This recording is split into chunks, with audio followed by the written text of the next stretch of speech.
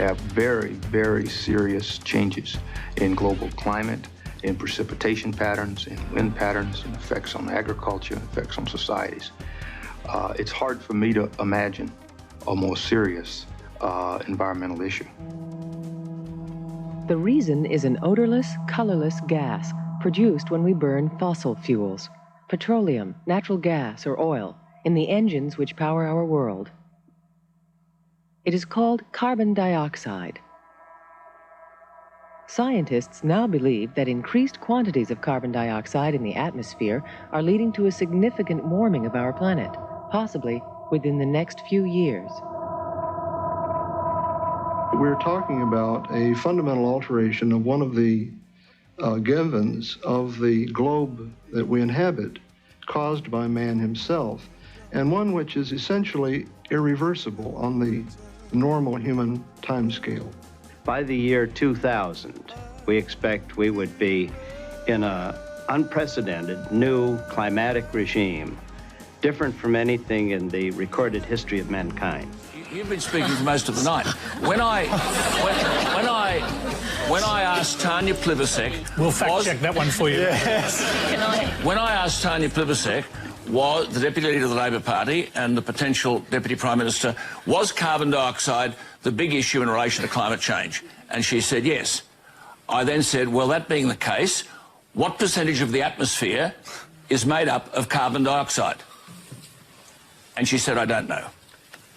And I said, hang on, you don't know what percentage of the atmosphere is carbon dioxide, and yet you're prepared to stand the economy on its head to address a problem, the detail of which you don't know. So when I then explained that the percentage of carbon dioxide in the atmosphere, Alice, is how much? Alice, how much of carbon dioxide in the atmosphere? To answer the question, Scott Morrison has said he believes in climate change and that he wants to do something about it. Alice, how much carbon dioxide is the problem? How much carbon dioxide is there in the atmosphere? I'm not a scientist. I don't know. Well, hang on. If you're going to argue the case, you ought to know. It's 0.04%. And of that 0.04%, human beings around the world create 3%. And of that 3%, Australia creates 1.3%. So for the 1.3% of 3% of 0.04%, we then decide to have a national economic suicide. What do you make of global warming? I think it's a classic example of the need for crusades. Now, many people are shocked by these emails. I'm not at all shocked by them. I read the original UN study years ago, and I was just curious as to how they were going to deal with the question that the temperatures went up first, and then there was the increase in carbon dioxide. Right. Because you can't say that A causes B if B happened first. And so I read this, and I could see they were tiptoeing through the tulips and the way they phrased things and so forth. They couldn't confront that.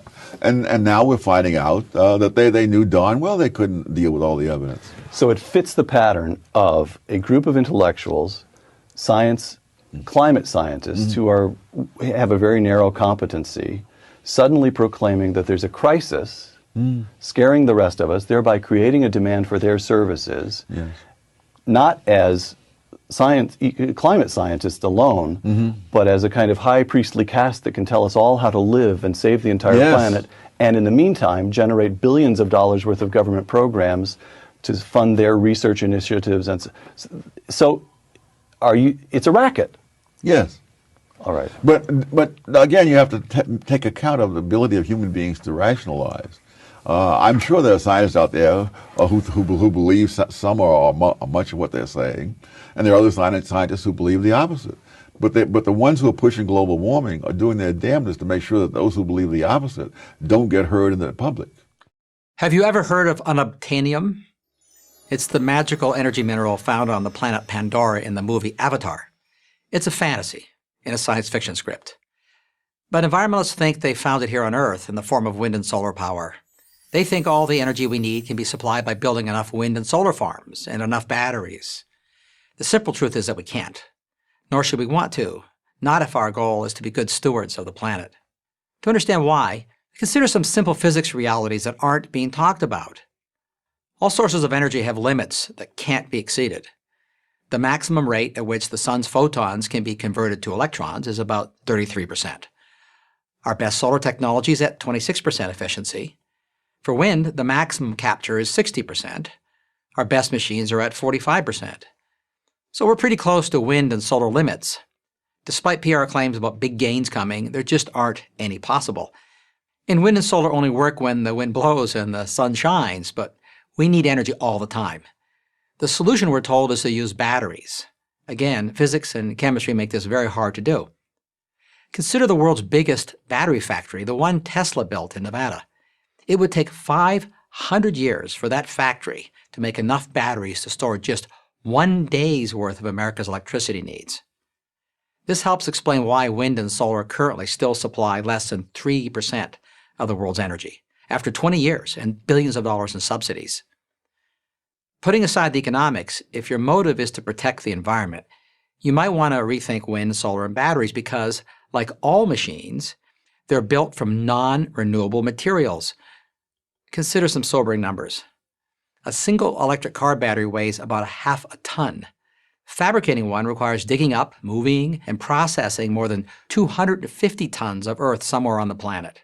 Building a single 100-megawatt wind farm can power 75,000 homes requires some 30,000 tons of iron ore and 50,000 tons of concrete, as well as 900 tons of non-recyclable plastics for the huge blades. To get the same power from solar, the amount of cement, steel, and glass needed is 150% greater. Then there's the other minerals needed, including elements known as rare earth metals.